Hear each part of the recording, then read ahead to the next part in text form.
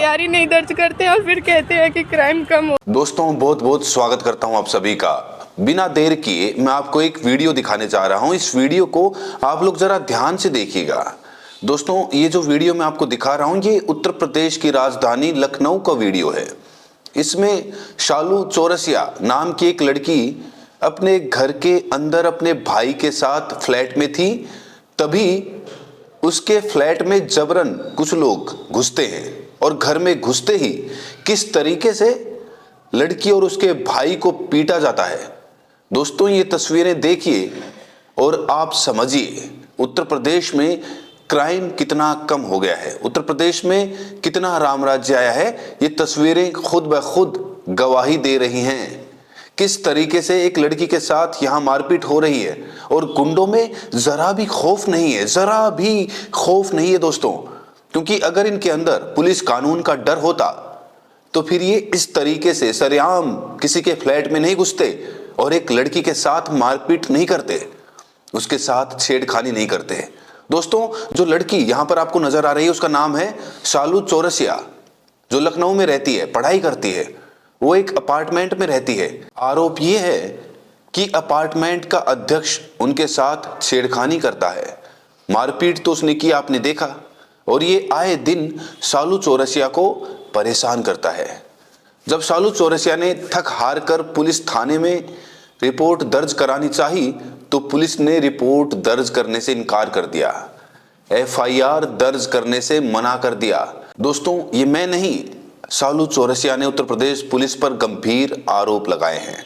तो सबसे पहले मैं आपको बिना देरी किए शालू चौरसिया का ये वीडियो दिखाने जा रहा हूं। उनकी आप बीती आप सुनिए। वो ये भी कहती हैं इस वीडियो में कि जब पुलिस एफआईआर दर्ज करेगी ही नहीं तो फिर क्राइम अपने आप ही कम हो जाएगा। अपनी आप बीती सुनाते हुए वो किस तरीके से यूपी पुलिस और बीजेपी सरकार की पोल खोल रही है। दोस्तों ये देखिए वीडियो।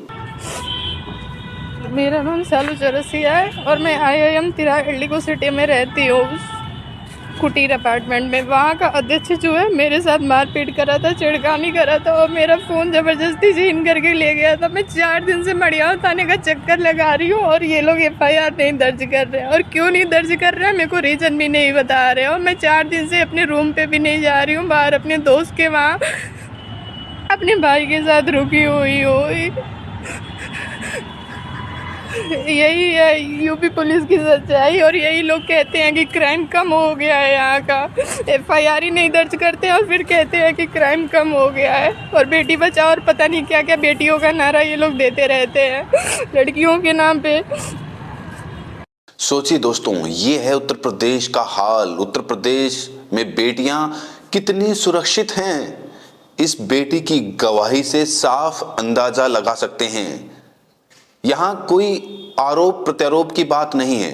ये बेटी जो कुछ कह रही है उसे हमने आपको दिखा दिया, सुना दिया।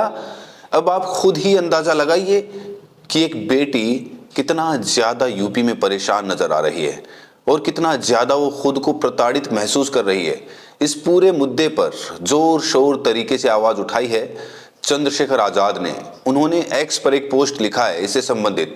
उन्होंने कहा कि उत्तर प्रदेश की राजधानी लखनऊ में बहन शालू चौरसिया और उनके भाई को फ्लैट में घुसकर सत्ता संरक्षित जाति से आने वाले सोसाइटी अध्यक्ष और उसके गुर्गों ने जमकर पीटा। पीड़िता का आरोप है कि मड़ियाव थाने के कई दिनों के चक्कर काटे, उसके बाद भी एफआईआर दर्ज नहीं हुई। जबकि योगी सरकार मिशन शक्ति के नाम पर मंचों पर खूब भाषण देती है। ये है सत्ता प्रायोजित गुंडाराज, जहां वीडियो ना वायरल हो तो न्याय पाना असंभव काम बन गया है। मैं यूपी पुलिस, यूपी सरकार से मांग करता हूं कि इस मामले में तुरंत एफआईआर दर्ज करके सभी आरोपियों को तत्काल गिरफ्तार किया जाए। और यही होना चाहिए, तत्काल गिरफ्तारी होनी चाहिए। दोस्तों सोचिए अगर ये वीडियो वायरल नहीं हुआ होता तो क्या शालू चौरसिया की आवाज आप तक पहुंच पाती? क्योंकि टीवी मीडिया में इस पर कोई डिबेट नहीं हुई है। यूपी में कोई क्राइम हो जाए और टीवी मीडिया में डिबेट हो, ऐसा दोस्तों कैसे हो सकता है? नामुमकिन।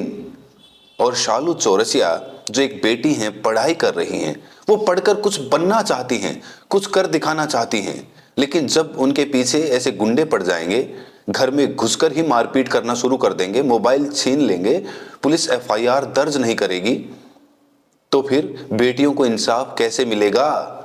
और योगी सरकार क्या कर रही है? आखिर डबल इंजन सरकार क्या कर रही है? क्या सिर्फ भाषणबाजी से काम चलेगा? बेटी बचाओ, बेटी पढ़ाओ, कैसे बेटियों को पढ़ाएं? स्कूल मर्ज किए जा रहे हैं, किससे बेटियों को बचाएं? कैसे बेटियों को बचाएं? तो कहा जा रहा है कि ये जो डबल इंजन सरकार है ये सिर्फ भाषण देती है, सिर्फ भाषण देती है, न्याय नहीं देती।